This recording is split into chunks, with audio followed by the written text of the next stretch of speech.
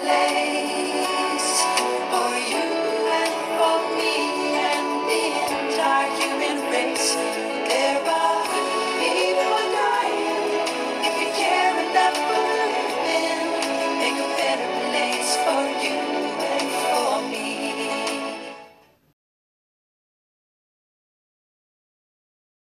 Hello everybody! We from Group 6 will explain you about natural disaster known tsunami. But before that, we will show you a short video about tsunami. Let's check it out!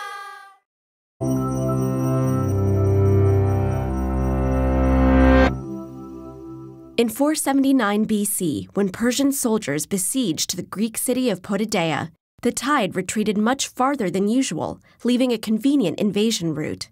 But this wasn't a stroke of luck. Before they had crossed halfway, the water returned in a wave higher than anyone had ever seen, drowning the attackers. The Potidaeans believed they had been saved by the wrath of Poseidon. But what really saved them was likely the same phenomenon that has destroyed countless others, a tsunami. Although tsunamis are commonly known as tidal waves, they're actually unrelated to the tidal activity caused by the gravitational forces of the sun and moon.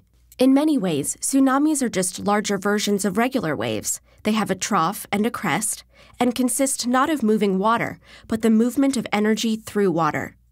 The difference is in where this energy comes from. For normal ocean waves, it comes from wind. Because this only affects the surface, the waves are limited in size and speed.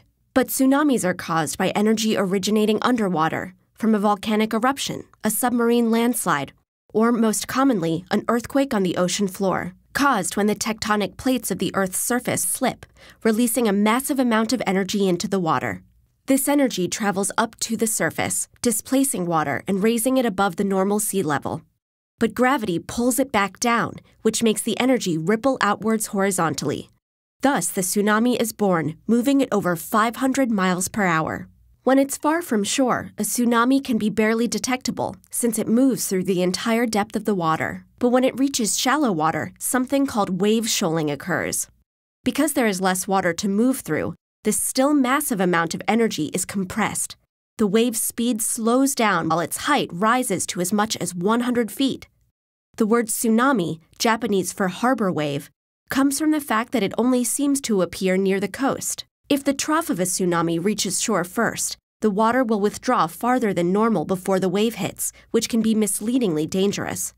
A tsunami will not only drown people near the coast, but level buildings and trees for a mile inland or more, especially in low-lying areas.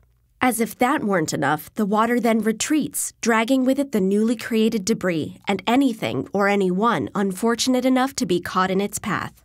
The 2004 Indian Ocean tsunami was one of the deadliest natural disasters in history, killing over 200,000 people throughout South Asia.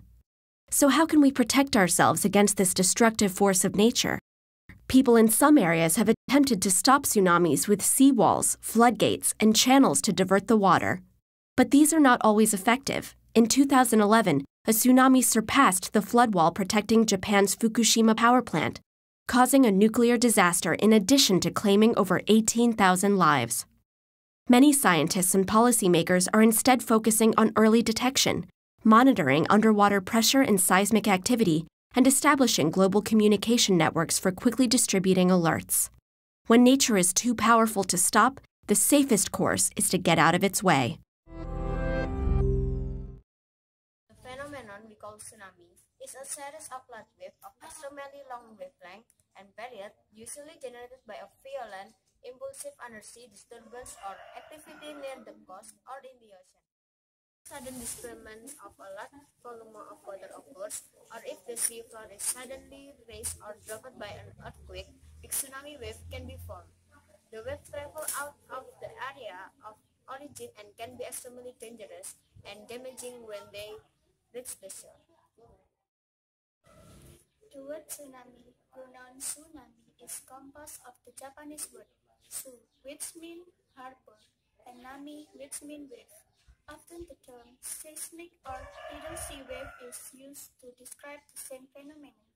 However, the terms are misleading because tsunami wave can be generated by other non-seismic disturbance such as volcanic eruption or underwater landslide. and have cycle characteristics different of tidal wave. Tsunami waves often look like walls of water and can attack the shoreline and be dangerous for hours, with waves coming every 5 to 60 minutes. The first wave may not be the largest, and often is the second, third, fourth, or even later waves that are bigger. After one wave emerges or floods inland, the recent seaward often expire as people can see, so the seafloor is the next wave then threshes ashore and carries with it many flooding debris that were destroyed by previous waves. When waves enter harbors, very strong and dangerous water currents generate that can easily break ship moorings. And bursts that travel far inland can be formed when tsunamis enter or other weather waves.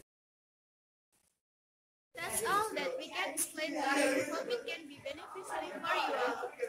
Thank you for watching and goodbye.